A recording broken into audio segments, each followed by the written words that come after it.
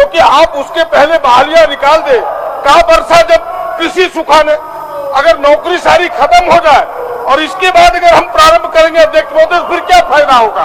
सरकार कहे कि जब तक 27% को आरक्षण ना मिलेगा तब तक हम बहाली नहीं करेंगे। या तो पहले आरक्षण हमें दे, इसके बाद बहाली प्रारंभ करे अध्यक्ष महोदय सरकार।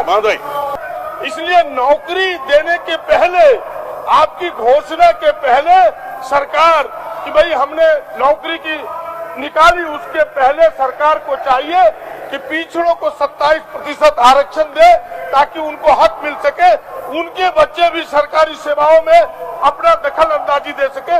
यही मेरा आग्रह। अध्यक्ष महोदय बोलिए। यह जब से राज्य बना है एक अहम विषय रहा है, कौन स्थानीय किनको कितना आरक्षण मिले। और हमें लगता है कि एक बार आरक्षण के प्रयास हुए कि भाई पिछड़ों को भी 27% आरक्षण मिले।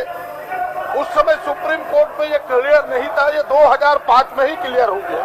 अरे भाई, और 2005 के बाद अध्यक्ष महोदय आज तक फैसला नहीं हुआ। ये सरकार मंशा बनाई है, जो इनकी बातों से झलकता है कि पिछड़ों को आरक्षण मिलेगा। अध्यक्ष महोदय, तो यह विषय एक अहम है। दूसरा, आप लोग चलिए, हम बोलवा रहे हैं। आप लोग चलिए, हम बोलवा रहे हैं। आप लोग आसन पर चलिए, माननीय सदस्य, आसन पर चलिए। माननीय मुख्यमंत्री जी बोलेंगे। चलिए आसन पर। यह तो ये कदम है अध्यक्ष महोदय, ये तो पहला कदम है। और चीजें परिभाषित करने की जरूरत है, लेकिन उसके तरीके, ये शोर शराबे से नहीं होगा। इनको जब मौका मिला ये किए नहीं, अब दूसरे लोग करते तो अपना श्रेय लेने के लिए केवल हो हल्ला है। इस हो हल्ला से नहीं होगा, उसके समाधान के रास्ते निकालने होंगे। अपनी बात माननीय मुख्यमंत्री जी, अब आप लोग आसन पर जाइए। आप लोग आसन पर जाइए। माननीय मुख्यमंत्री जी बोल रहे हैं। बैठिए नीलकंठ बाबू, बैठ। अध्यक्ष महोदय, अध्यक्ष महोदय, पिछड़ों को आरक्षण को लेकर बातें सदन में आई और राज्य सरकार भी इस पक्ष में है कि पिछड़ों को आरक्षण मिले। लगभग पक्ष विपक्ष दोनों का, सभी लोगों का सर्वसम्मति है। इसका प्रस्ताव भी केंद्र सरकार को जाना चाहिए राज्य सरकार की तरफ से। और तो मैं तो चाहूंगा कि देश हित में, राजहित में, वर्गों के हितों में राज्य सरकारों को भी पहल करना चाहिए। मुझे लगता है अध्यक्ष महोदय, सदन को देश के अंदर, राज्य के अंदर वर्गों के ऊपर हो रहे नए नए प्रयोग पर भी नजर रखना चाहिए। विधानसभा को, विधायिका के इस मंदिर में उसकी चर्चा होनी चाहिए। और सबकी भावना के साथ हम लोग भी सहमत हैं पिछड़ों को आरक्षण देने के लिए, सर्वसम्मति से इसका प्रस्ताव केंद्र सरकार को भेजने के लिए।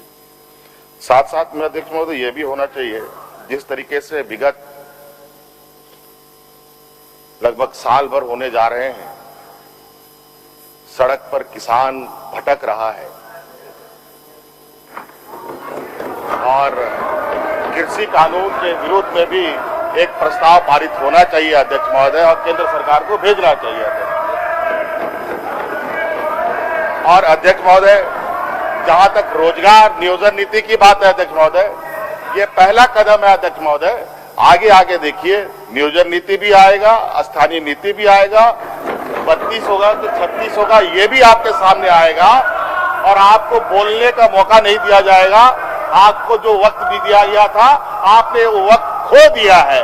और आज वो नतीजा है कि आज आप उस तरफ बैठे हैं और कल आप इस सदन से बाहर नजर आएंगे।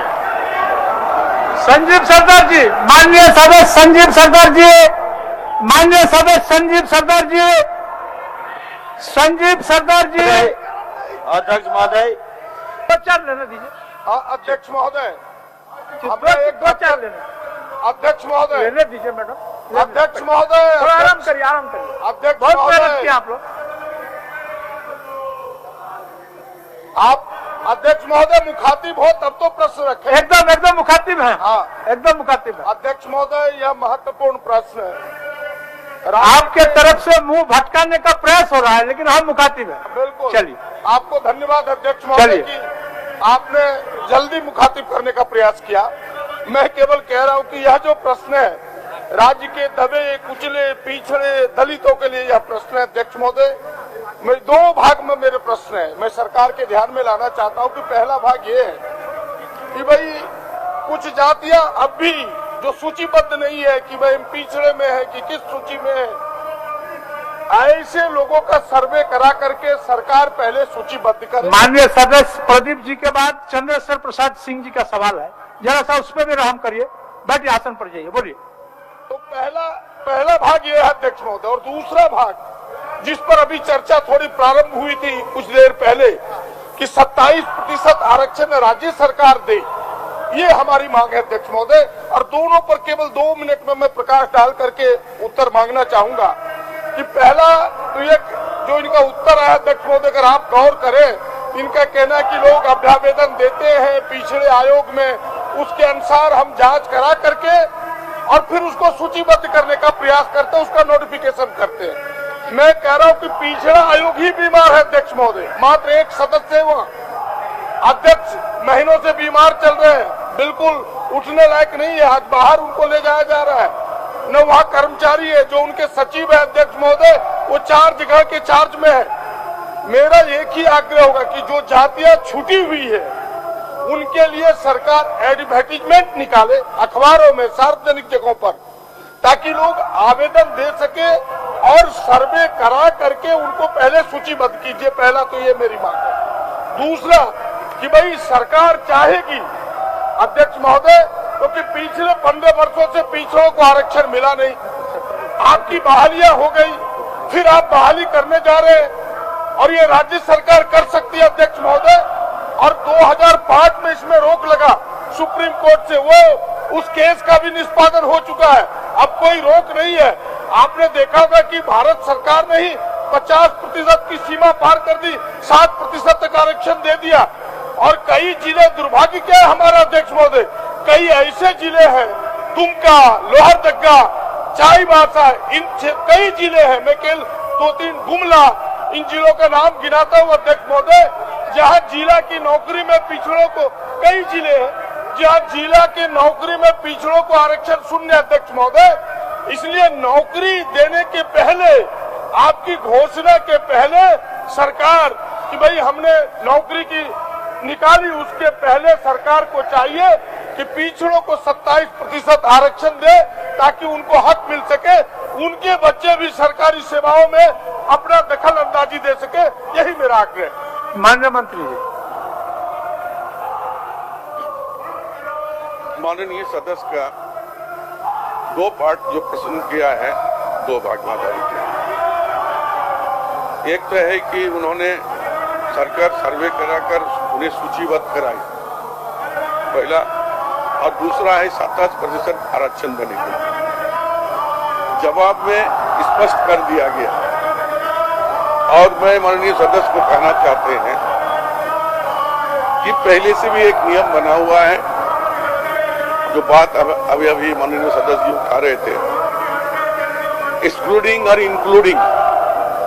अगर कोई लगता है कि हमारा नाम उस पर छूटा जा रहा है तो एक आवेदन देकर उसको जोड़ा जा सकता है और लास्ट प्रक्रिया सरकार की ओर से होती है। मैं निश्चित तौर पर आश्वासन देना चाहते हैं जो ऐसा काम किया जाएगा ताकि जो विषय है उसका सूचीबद्ध किया जाए। और दूसरी बात, जो 27% आरक्षण की बात कई दिनों से ये चर्चा की विषय है और आज माननीय मुख्यमंत्री जी और इसके पहले माननीय मुख्यमंत्री जी भी और एक दिन स्टेटमेंट दिए थे कि बहुत जल्द करके हम भेजेंगे और एक मीटिंग करके, तो इसके लिए हम माननीय सदस्य को आश्वस्त करना चाहते हैं कि जिस तरह इस बार ओबीसी का आरक्षण देने की जो मुद्दा वर्षों से पड़ा हुआ था, इस बार निश्चित तौर पर 27% आरक्षण देने का हम लोग का जो बातचीत चल रही बहुत जल्द हो जाएगी और एक समिति का गठन भी बहुत जल्दी हम लोग कर रहे हैं, जो बात अभी हमारे माननीय सदस्य। चलिए माननीय सदस्य धन्यवाद दीजिए। नहीं, धन्यवाद नहीं अध्यक्ष महोदय, आपने देखा होगा कि सरकार के उत्तर में कहीं न कहीं प्रश्न है, इसलिए मैं कह रहा हूँ ओबीसी के आरक्षण के पर इसलिए प्रश्न कह रहा हूँ कि आप समझने का प्रयास करें। भाई ये राज्य सरकार को अधिकार है, राज्य सरकार घोषणा करे क्योंकि आप उसके पहले बहालियां निकाल दे। कहा वर्षा जब कृषि सुखाने, अगर नौकरी सारी खत्म हो जाए और इसके बाद अगर हम प्रारंभ करेंगे अध्यक्ष महोदय, फिर क्या फायदा होगा? सरकार कहे कि जब तक 27% को आरक्षण ना मिलेगा तब तक हम बहाली नहीं करेंगे।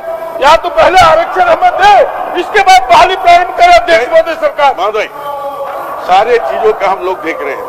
इनकी जिस विषय पर आशंका है वो सारी चीज को हम लोग को अवगत है और हम उसी दिशा में आगे बढ़ रहे हैं। ठीक। माननीय सदस्य श्री चंद्रेश्वर प्रसाद सिंह जी, अब देखें आप लोगों का हल्ला करने का कितना हिम्मत है, आप लोग कितना हल्ला कर सकते हैं, अब देखें। माननीय सदस्य चंद्रेश्वर प्रसाद सिंह।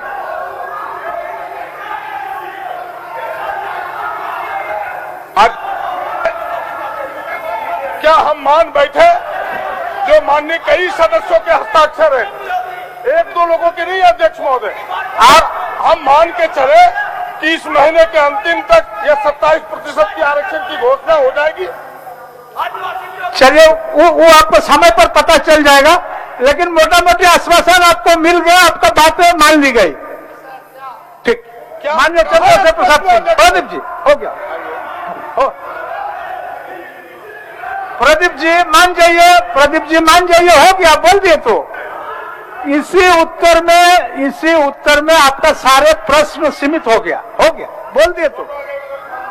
वो आप भावना तो समझिए, भाव तो समझिए।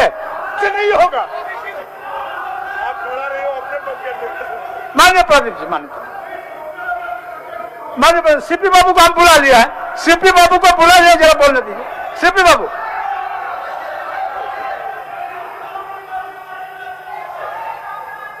माननीय संसदीय कार्य मंत्री उस पर प्रकाश डालेंगे। माननीय प्रदीप जी तिथि का मांग कर रहे हैं, तिथि का यथाशीघ्र हो ही सकता है, हो ही सकता है। क्या 1 महीने के अंदर? यथाशीघ्र क्या होगा? ठीक है, उससे भी पहले हो सकता है। सीपी बाबू,